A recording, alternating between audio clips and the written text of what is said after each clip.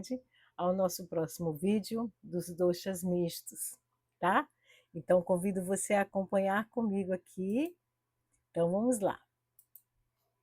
Agora vamos para o Kapha Pitta, aonde, obviamente, vocês já aprenderam que o Kapha predomina, a água e terra predomina nesses dois corpos. Vejam só a diferença, tá vendo? Não são pessoas que são não têm obesidade, tá? Como um Kapha puro, mas olha aí, o corpo já tem mais carnes, né? Mas vejam, a pele é mais macia, né? Existe uma simplicidade, não tem aquele glamour todo que o nosso Pitta Kapha tem, né? Olha só a diferença, tá vendo? De corpos, tá? Presta bem atenção. Aqui a predominância do Pitta Kapha, onde o corpo ele é mais arredondado, os músculos se sobressaem. Aqui você veja que os músculos não sobressaem, mas tem mais uma camada de carne, né? Então, Kapha domina sobre Pitta, impondo mais densidade física, mais massa muscular e mais tecido adiposo. Pelo fato de terem mais gordura em sua estrutura corporal, esses indivíduos serão mais pesados. O seu ritmo corporal e mental será mais lento do que o Pitta Kapha. A presença de Pitta aqui confere mais disposição para as atividades físicas e mais entusiasmo vital, tá? Ou seja, vai ter o corpo um pouco mais denso, né? Mais largo, o tecido adiposo mais acrescentado, mas vai ter mais velocidade, tá? O Kapha puro não tem tanta velocidade, mas o Kapha Pitta ele tem, tá? Então ele vai ter mais esse entusiasmo, mais vitalidade que traz o elemento fogo, tá? O que reduz a tendência também de obesidade, reduz a tendência à letargia, que é muito comum aos Kaphas, tá? A intensidade e o calor de Pitta, aliados à resistência física e à constância de Kapha, vai possibilitar aos Kapha Pitta uma energia vital mais constante quando em estado de equilíbrio. No entanto, quando em estado de desequilíbrio, a letargia e o embotamento de Kapha podem estar sobressaltados em uma insalubre mistura com critiquismo, intolerância de Pitta, tá? Esse biotipo ele vai tender a ter mais uma pessoa mais crítica, mais incisiva, mais intolerante, vai ter um pouco mais de velocidade, então vai ser pessoas mais ativas, mais resolutas, mais assertivas, inclusive, tá? É uma combinação, eu diria dizer assim que quando ela estiver em autoobservação vai trazer para essa pessoa uma vida bem mais estável, tá?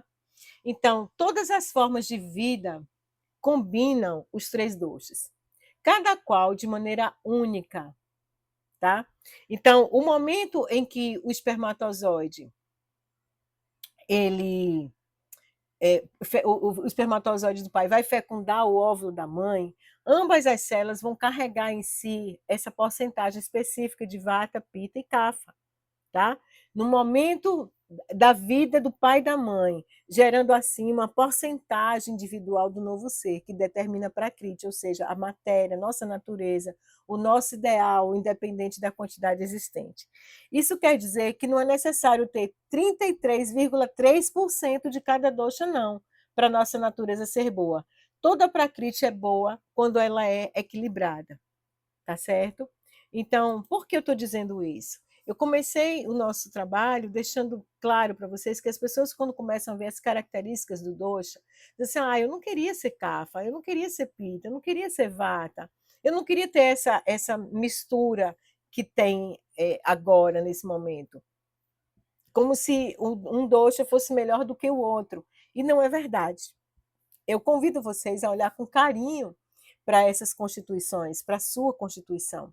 Porque tudo isso te ajuda muito a se entender e não exigir de você algo que você não tem para dar. Porque a sua constituição não tem aquilo para dar em predominância. Então não adianta você insistir. Isso não significa que você não é capaz de realizar coisas. Você vai ser sempre capaz de realizar coisas. Só que dentro de um limite do seu corpo físico. Tá? Uma pessoa, por exemplo, uma pessoa com predominância de Kapha, ela vai ter estrutura óssea mais larga, ela vai ter um tecido adiposo mais gritante. Então essa pessoa eu não quero ser assim, ela não tem como cortar os ossos dela e ser uma pessoa mais franzina, né. Ela vai viver a vida dela o tempo todo em dietas para não engordar, mas isso vai trazer para ela uma limitação de prazer da vida. Então, na verdade, quando a gente começa a encontrar essas qualidades e essas fragilidades em nós, quando a gente começa a se descobrir, isso nos ajuda muito a nos harmonizar com mais velocidade, sabe. Então, assim, não existe uma maldição no dosha, existe, digamos, um grande desafio nas qualidades que a gente traz na gente e nos desafios que a gente tem nas limitações do nosso corpo. Então eu convido para você olhar para tudo isso com bastante carinho, sabe. Então, com o passar do tempo, nós vamos sofrer influências externas, como as estações do ano, o clima, a nossa idade, as nossas emoções, nossas histórias de vida. E diante de todas essas influências, a nossa prakriti, ou seja, a nossa natureza, ela vai desequilibrar. E ela vai ter o nome de Vrikriti, tá? Ou Vrikuti, que em sânscrito quer dizer perturbação. Ou seja, a gente com essas ações do planeta, da nossa história de vida, a gente vai ter essas motivações externas, esses estímulos externos, eles vão perturbar os nossos doshas, tá? Então, o que é que vai acontecer? Ele vai desarmonizar. Olha para esse corpo aqui, tá? Então, vai ter os braços mais finos de Kapha e mais compridos, vai ter as coxas um pouco mais arrumadas de Pitta, aí vai ter as características do punho de Vata, aí vai ter uma obesidade na barriga de Kapha, certo? E aí o que que começa? Começa o corpo a desequilibrar-se, a se perturbar e tentar entrar em um equilíbrio. Então o corpo ele fica completamente às vezes desarrumado, tendo uma dificuldade de identificar qual o seu verdadeiro dosha. Na natureza, os elementos também sofrem esses desequilíbrios, não é só no nosso corpo. Um furacão representa desequilíbrio de vata, por exemplo. O calor excessivo é o desequilíbrio de pita. Uma inundação, uma enchente é um desequilíbrio de kapha. Então, tudo que acontece na natureza também acontece com a gente. Quando os doshas se desequilibram em nossa constituição, ou seja, quando passamos a viver em perturbação, geramos as doenças. O processo tem início com o acúmulo de toxinas que a gente chama de ama em nosso corpo. Essas toxinas impedem o fluxo natural e espontâneo da energia, gerando um primeiro desequilíbrio, que se manifesta como fadiga, cansaço, mal-estar, constipação e por aí vai. Essa é a primeira fase da doença. Mas com o aumento natural da ingestão de toxinas, de perturbações que vão nos rodear a todo momento, né, os desequilíbrios vão se alastrando e vai acumular em um órgão específico, que vai ser aquele órgão gatilho da pessoa, gerando uma doença também específica. Cada um dos doshas tem um órgão onde reside, que é a sua sede, por assim dizer. Então, dependendo do dosha que desequilibrou, tá? É em seu órgão sede que a doença provavelmente se manifestará. Vata é o líder do movimento, é o líder dos doshas, pois sua combinação de espaço e ar, tá? É necessário para basicamente tudo que existe no universo. Então, Pita, fogo e pouca água, e Kapha, água e terra, dependem de Vata para existir, dependem do movimento para existir. Porém, móvel e instável, Vata é bastante suscetível ao desequilíbrio. Às vezes, um vento frio, uma pancada de vento, vai desequilibrar esse dosha, tá? E quando o rei dos doshas se desequilibra, os outros tendem a segui-lo. Os textos clássicos do Ayurveda atribuem 80 tipos de doenças relacionadas a Vata, 40 doenças relacionadas a Pitta e 20 relacionadas a Kapha.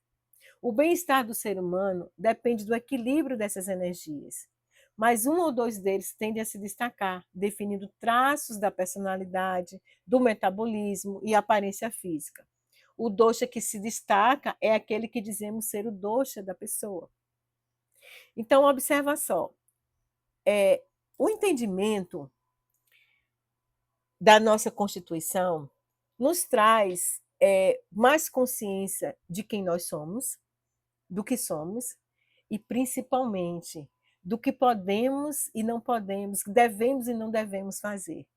E também como nós nos curarmos. A partir do momento em que você entende qual é a sua natureza, você começa a entender por que você gera alguns tipos de problemas e por que você gera alguns tipos de doenças específicas em cada órgão, ok?